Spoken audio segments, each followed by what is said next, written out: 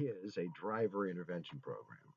And how does one select a driver intervention program after an Ohio OVI arrest or conviction? Hi, I'm Jim Columbro, attorney, substance abuse professional, and director of CCS, the Driver Intervention Program. And I'm going to answer these and other questions in this short video. I'm a licensed attorney in Ohio. I'm also a licensed chemical dependency professional with an extra certification as an SAP, able to address those substance abuse issues that may arise in those industries that are covered by the Department of Transportation safety rules and regulations. But that's not why you clicked this video.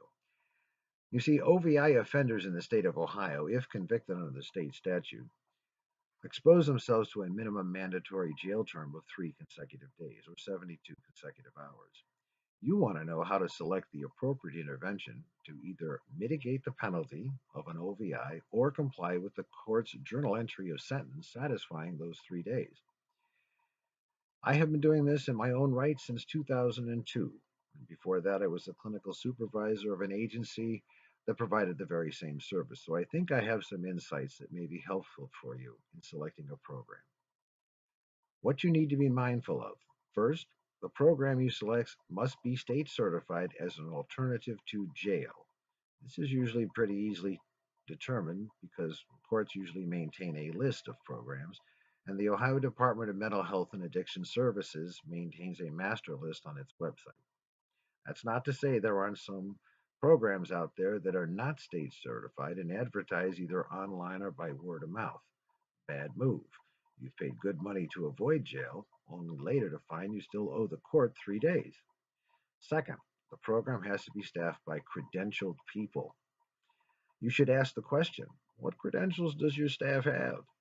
Volunteers and counselors with less than the highest credential cannot screen for substance abuse disorders or diagnose.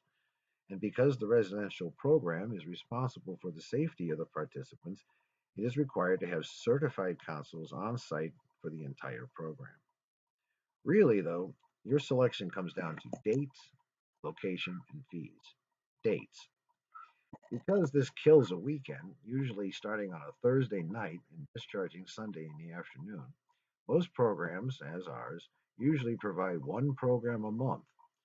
So, to avoid the holidays and to suit your calendar, it's in your best interest to select a program early and lock yourself in. Location. Because these programs are usually held in local hotels, it has to have sufficient space for classroom instruction, be able to provide a restrictive environment, and yet be handicapped accessible. Fees. Now, this varies widely depending on the program you select, and that's where you've got to ask the really important questions like how many to a room? Some programs will put 3 or 4 people in a room. It's cost effective, but I believe it distracts from the purpose of the program, making one less receptive to that which is being presented. And you also need to ask how many in the big group? Some programs run 35, 50 people through at a time. I don't. I cap our program at 20, and that allows us to extend some liberties that other programs simply cannot. Are assessments provided? This is a diagnosis, and I provide that as a separate services through CCS, but it is possible and often convenient for one to have an assessment performed while you're at the hotel. Then you have to also ask, how familiar is the program with the referral source? In other words, is the program accepted by the particular court or out of state jurisdiction? And for those out of state offenders, they need to select a program that has handled the communications necessary with other state authorities for the reason that it's often paper intensive and the program is called upon to complete those requisite forms provided by either other departments of motor vehicles or by the out of state court. These and other questions should be crossed your mind, and I'd be happy to address them. You're welcome to browse my website or contact me directly. I thank those that have produced and distributed this video, and I thank you for watching. Have a wonderful afternoon.